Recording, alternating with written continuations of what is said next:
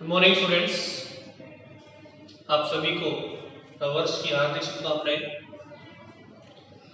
देखिए, last class में हम अमीनो एसिड्स के अंतर्गत न्यूक्लिक अम्ल के बारे में जानकारी प्राप्त कर रहे थे और न्यूक्लिक अम्ल में हमने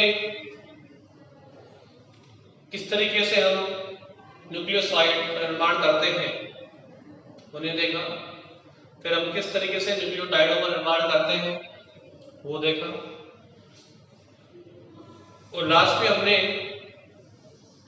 जल अपघटन कराया उनका न्यूक्लिक अम्लों का, जिससे हमें विभिन्न उत्पाद प्राप्त हुए थे। आज की क्लास में हम इन न्यूक्लिक अम्लों के जैविक कार्य देखेंगे। तो देखिए, न्यूक्लिक अम्लों के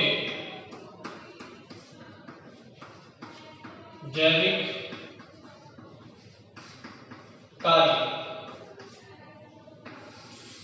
न्यूक्लिक अम्लों के जैविक कार्य। देखिए, सबसे पहला जैविक कार्य है न्यूक्लिक अम्लों का, वो है अपने समान खुद की प्रतिकृति बनाना। तो पहला कार्य है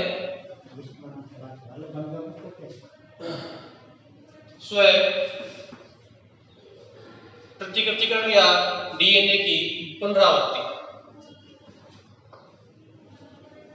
डीएनए की पुनरावृत्ति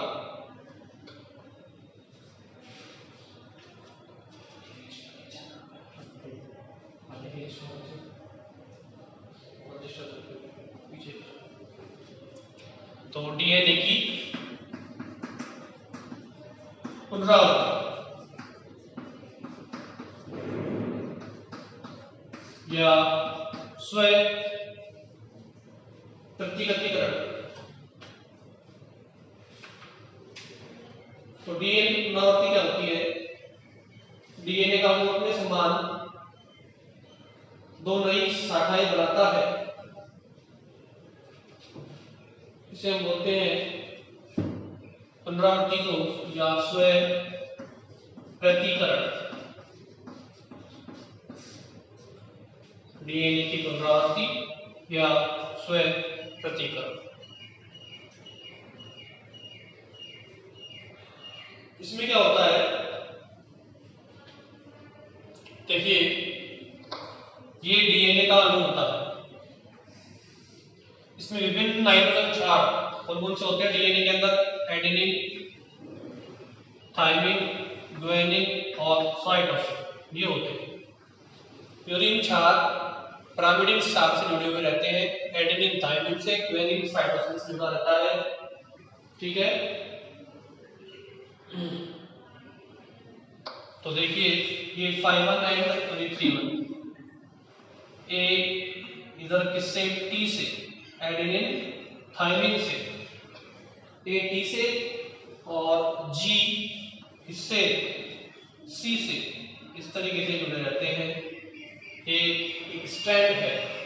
अब ये स्ट्रैंड अपने समान दो उत्तरी स्ट्रैंडों में टूट जाता है इस तरीके से और इस तरीके से। ठीक है, तो दो स्ट्रैंडों में टूट गया अपने समान, तो इसको बोलेंगे डीएनए का पुनरावृत्ति, एटीजीसी। इसको रिपीट करते जाओ बार बार। फिर सी, जी, फिर टी, ए, फिर जी, फिर सी, ऐसे लगातार क्या होती है? ए टी पुनरावृत्ति।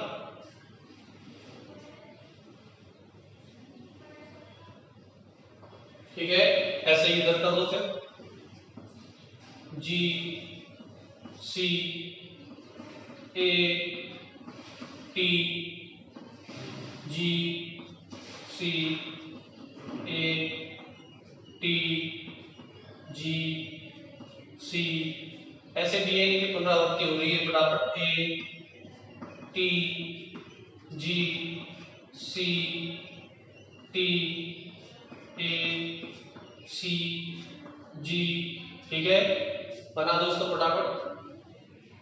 ये क्या है? डीएनए की पुनरावृत्ति, ये 5' एंड और ये 3' एंड।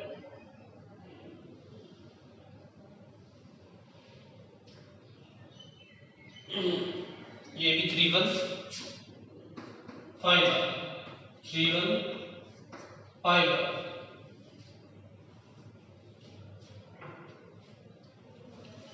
ठीक है। तो डीएनए की ये एक स्ट्रैंड जो है वो अपने समान दो पुत्री सेलों में टूट गया, दो पुत्री स्ट्रैंडों में टूट गया, तो इसको बोलते हैं अपने समान प्रतिगमन बनाना, ठीक है। एक से क्या बने? दो। तो पहले इसमें लिखिए आप, वह विधि जिसके द्वारा एक डीएनए अणु, वह विधि जिसके द्वारा एक डीएनए अणु स्वयं के समकक्ष डीएनए उत्पन्न करता है, स्वयं के समकक्ष डीएनए उत्पन्न करता है,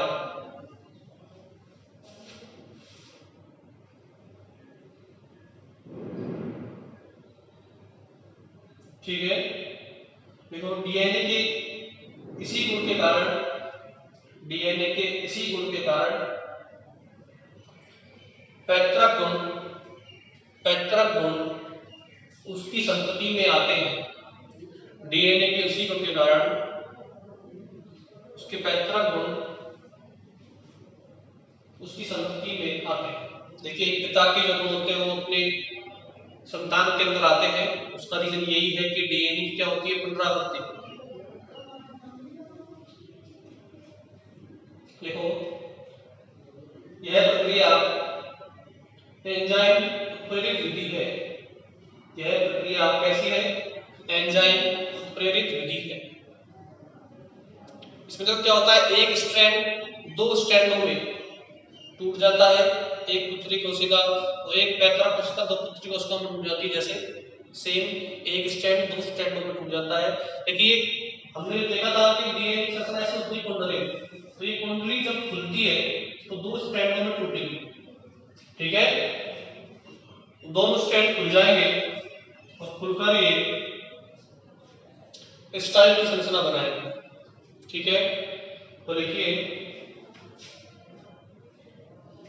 डीएनए के द्विगुणन में,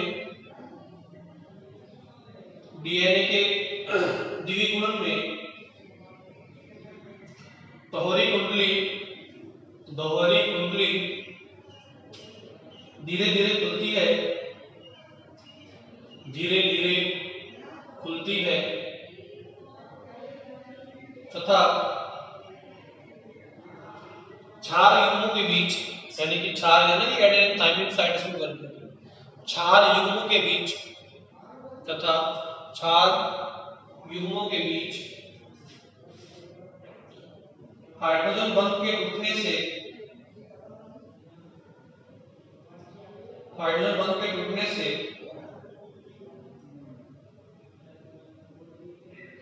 दो पृथक स्ट्रैंड प्राप्त होते हैं, दो पृथक स्तंभ, दो पृथक स्ट्रैंड बोलते हैं रज्जु, दो पृथक रज्जु या स्ट्रैंड प्राप्त होते हैं।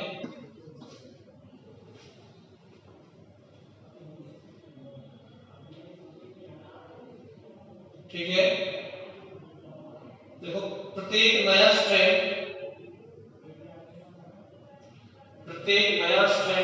या प्रत्येक नया रज्जु पुराने स्तंभ का परिपूरक है, पुराने स्ट्रैंड का क्या है?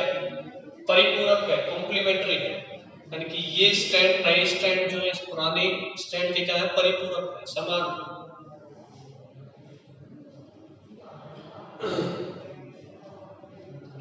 ठीक है, अब ये डायग्राम बना लीजिए आप। ऐसे डीएनए अपना प्रतिकृति बनाता है।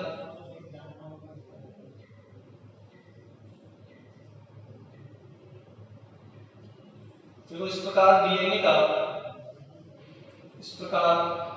का स्वयं प्रतिकरण हो जाता है। इस प्रकार डीएनए का स्वयं प्रतिकरण हो जाता है।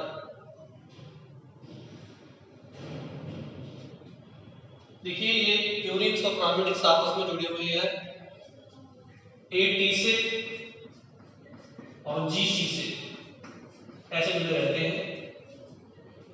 AT GC डबल बॉन्ड होता है थायमिन में, और साइटोसिन प्यूरिन में क्या होता है, ट्रिपल बॉन्ड। बना लीजिए स्ट्रैंड।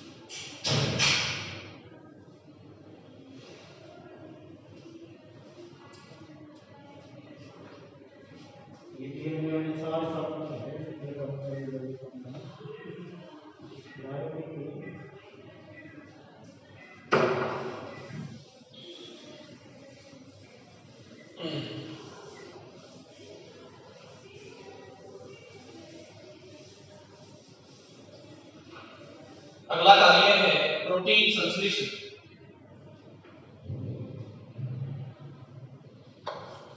सेकेंड नंबर का जो कार्य है वो है प्रोटीन संश्लेषण, प्रोटीन सिंथेसिस।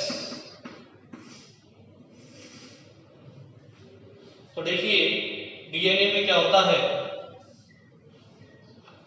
इनमें विभिन्न नाइट्रोजन क्षार एक विशिष्ट अनुक्रम में जुड़े रहते हैं।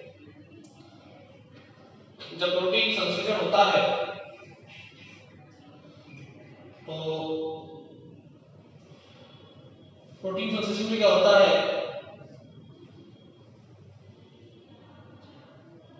डीएनए में होता है अनुलेखन। क्या होता है डीएनए में, अनुलेखन। और डीएनए में जो अनुलेखन होता है, यानी कि डीएनए से सूचनाएं आ जाती है आरएनए में जाती है, ठीक है। और आरएनए उन सूचनाओं को अनुवादन द्वारा उनका अनुवाद करके क्या करता है, प्रोटीन संश्लेषण करता है, ठीक है। तो इस तरीके से प्रोटीन संश्लेषण होता है। डीएनए का अनुलेखन आरएनए में, यानी डीएनए से सूचना आ जाएगी आरएनए में जाएगी, फिर आरएनए उन सूचनाओं को टीआरएनए और आरआरएनए के थ्रू पहुंचाएगा प्रोटीन संश्लेषण में। तो ये प्रक्रिया है प्रोटीन संश्लेषण की। तो लिखिए प्रोटीन का संश्लेषण करना, प्रोटीन का संश्लेषण करना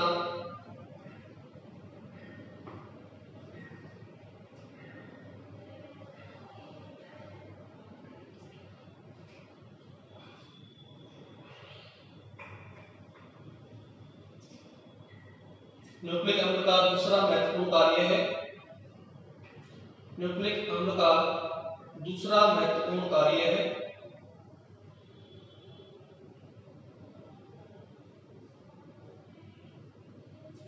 देखो, कोशिका में प्रोटीन संश्लेषण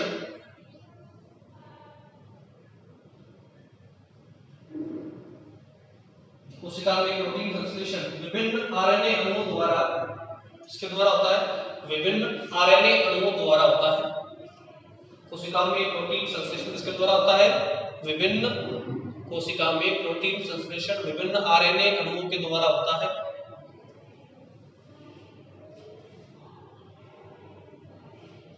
ठीक है, ये 4 बन रहे। देखो अनुलेखन, देखो सूचनाएं कहाँ होती है? डीएनए में। डीएनए से वो आ जाती है आरएनए में। आरएनए में क्या होता है? उनका अनुवादन। फिर वहां से क्या होता है? फिर प्रोटीन संश्लेषण। तो मेन कौन करता है? आरएनए कार्य करता है। पहले वो डीएनए से सूचनाएं लेता है, तो डीएनए से सूचनाओं का आरएनए में जाना कहलाता है अनुलेखन। वो किसके द्वारा होती है? एमआरएनए के द्वारा। और अनुवादन में वो भाग लेते हैं टीआरएनए और आरआरएनए। ठीक है, ये अनुवादन करके क्या करते हैं? प्रोटीन का संश्लेषण करते हैं। तो पहले आप ये लिखें, डीएनए, अनुलेखन, आरएनए, अनुवादन, प्रोटीन संश्लेषण। इन्हें मत लिखना, ये तो मैंने समझाने के लिए लिखा है इधर।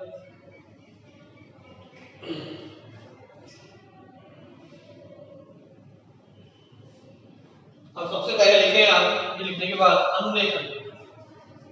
क्या लिखें? अनुलेखन। अनुलेखन क्या होता है? डीएनए की सूचनाओं का आरएनए में आना कहलाता है अनुलेखन। और ये किसके द्वारा होता है? एमआरएनए के द्वारा होता है।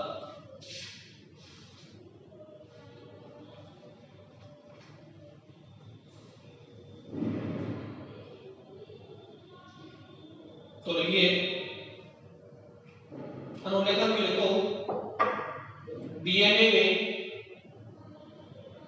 आनुवंशिक सूचनाओं का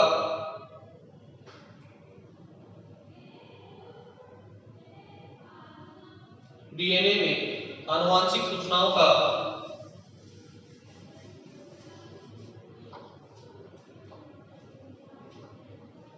आरएनए में स्थानांतरण, आरएनए में स्थानांतरण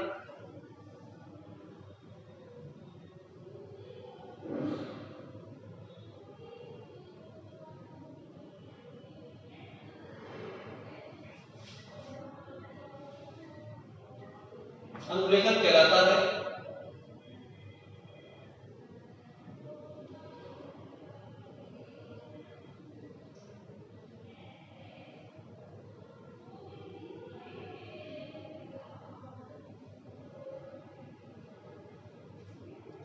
ठीक है,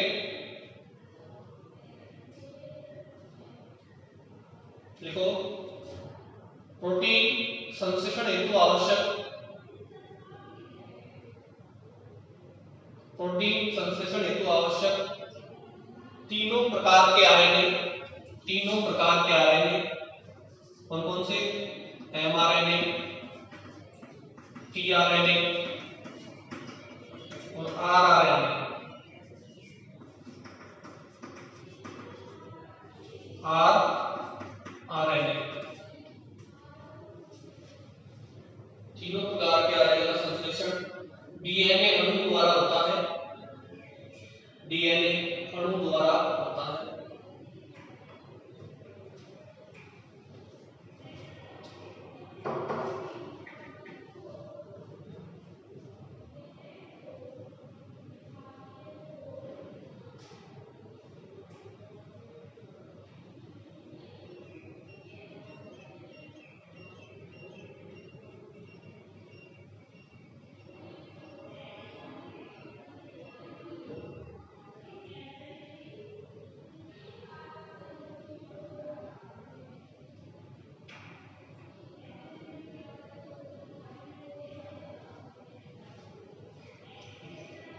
तो यह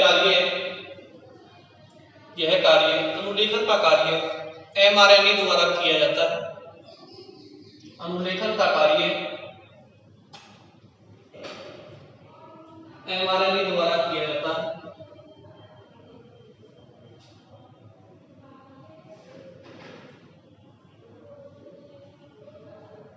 देखो,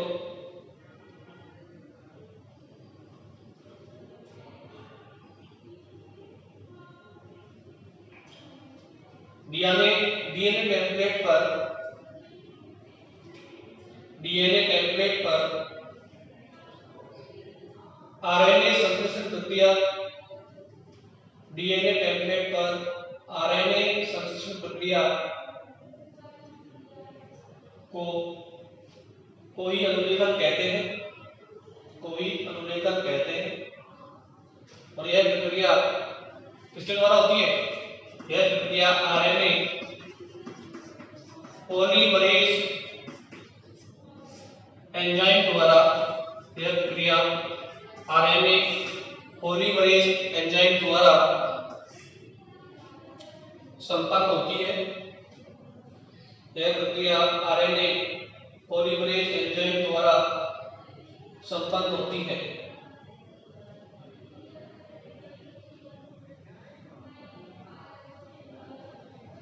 ठीक है,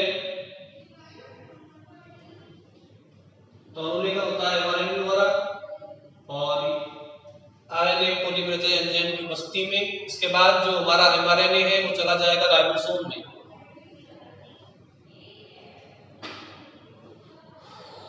अनुलेखन के बाद देखिए अनुवादन। अनुलेखन के बाद देखिए अनुवादन।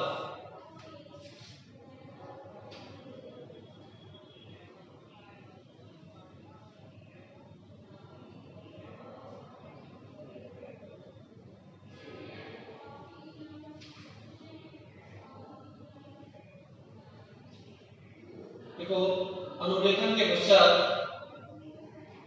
अनुवादन में लिखिए ट्रांसलेशन। देखो, अनुलेखन के पश्चात एमआरएनए कोशिका के केंद्रक से कोशिका द्रव में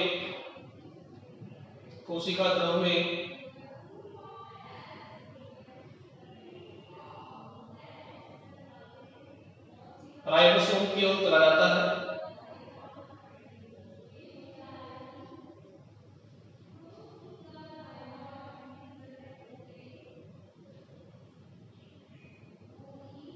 देखो, आरएनए के स्तंभ, देखो अब देखो यहाँ पे कौन होता है? आरआरएनए, तो ये होता है टीआरएनए। ये दोनों अनुवादन में भाग लेते हैं। आरआरएनए, देखो आरआरएनए राइबोसोम के घटक है।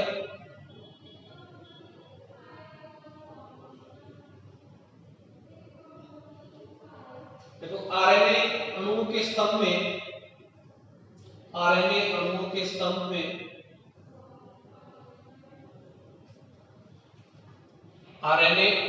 स्तंभ में क्षारों को 3 समूहों के क्रम में पढ़ा जाता है। 3 क्षारों को 3 समूहों के क्रम में पढ़ा जाता है, जिन्हें हम बोलते हैं कोडॉन। क्या बोलते हैं? इनको हम कोडॉन बोलते हैं। कोडॉन क्या होता है? देखो, न्यूक्लियोटाइडों के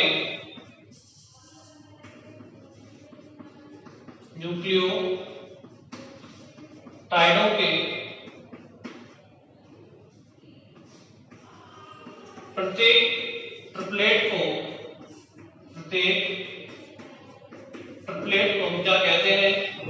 कोडॉन कहते हैं। न्यूक्लियोटाइडों के प्रत्येक ट्रिपलेट को हम क्या कहते हैं? कोडॉन कहते हैं।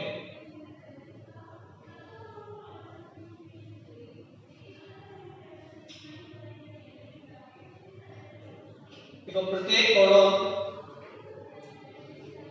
कोडॉन एक विशेष अमीनो अम्ल को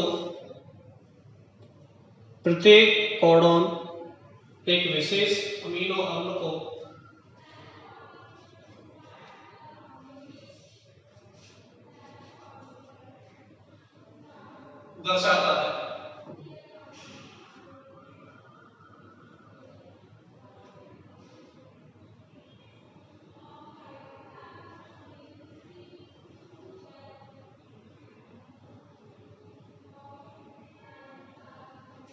आगे देखिए, ये तो क्या काम आरएनए का। अब देखो क्या होता है, टीआरएनए पर क्या होता है, क्षारों का एक विशिष्ट क्रम होता है। क्या होता है, क्षारों का एक विशिष्ट क्रम होता है जो कि उनके संपूरक होता है। ठीक है, तो लिखिए टीआरएनए के सिरे पर, टीआरएनए के एक सिरे पर क्षारों का एक विशिष्ट क्रम होता है, क्षारों का एक विशिष्ट क्रम होता है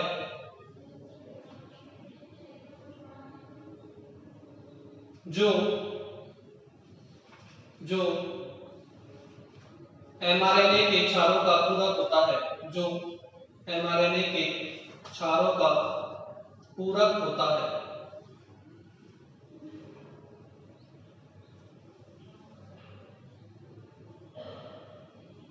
ठीक है,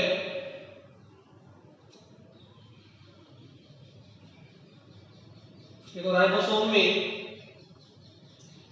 अमीनो अम्ल, राइबोसोम में अमीनो अम्ल टीआरएनए द्वारा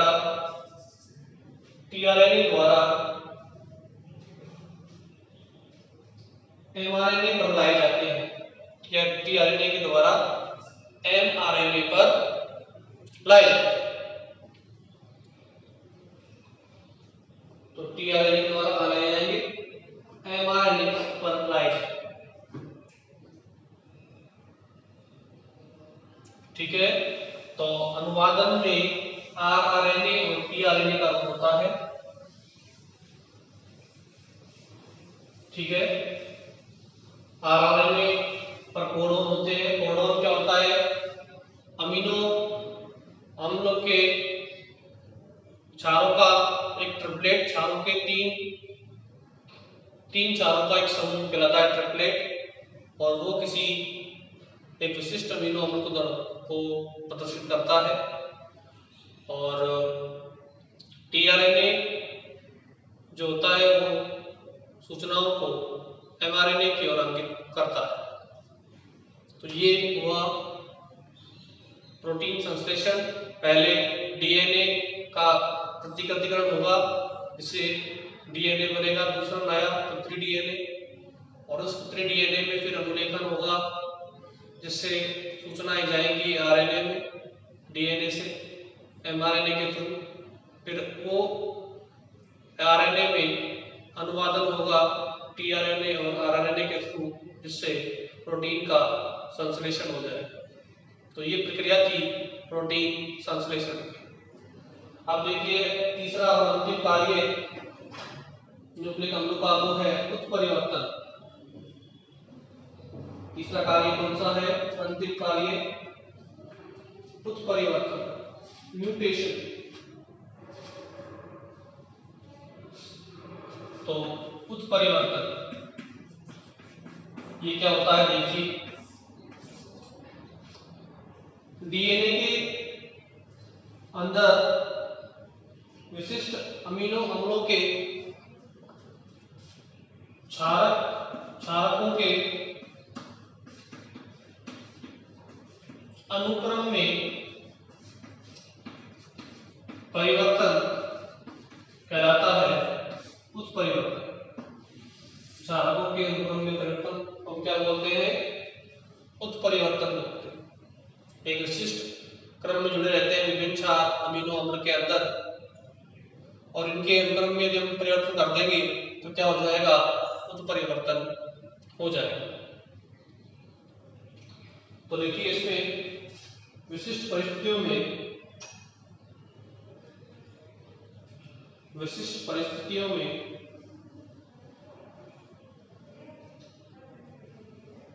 कुछ अमीनो अम्लों के विशिष्ट परिस्थितियों में कुछ अमीनो अम्लों के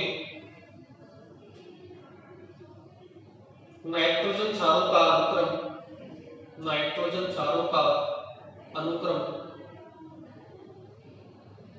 परिवर्तित हो जाता है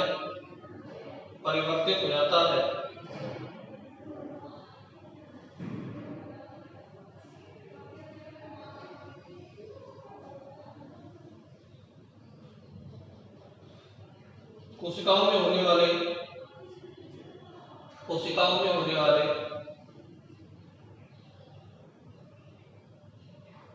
इन परिवर्तनों द्वारा कोई भी जंतु तथा उसकी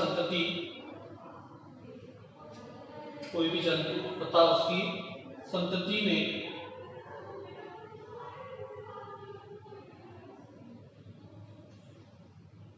क्रमागत पीढ़ियों में परिवर्तित हो जाते हैं।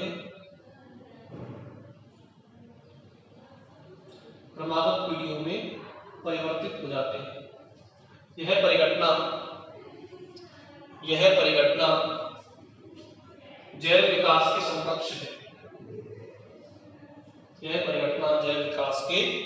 समकक्ष है। यानी कि पीढ़ियों के समान लक्षण उत्पन्न हो जाएंगे यदि हम विशिष्ट परिस्थितियों में इनके चारक अनुक्रमों का परिवर्तन कर लेते हैं। एक तरीके से क्या हो जाएगा, जैव विकास होता है, जैसे लक्षण इसके अंदर उत्पन्न हो जाएंगे।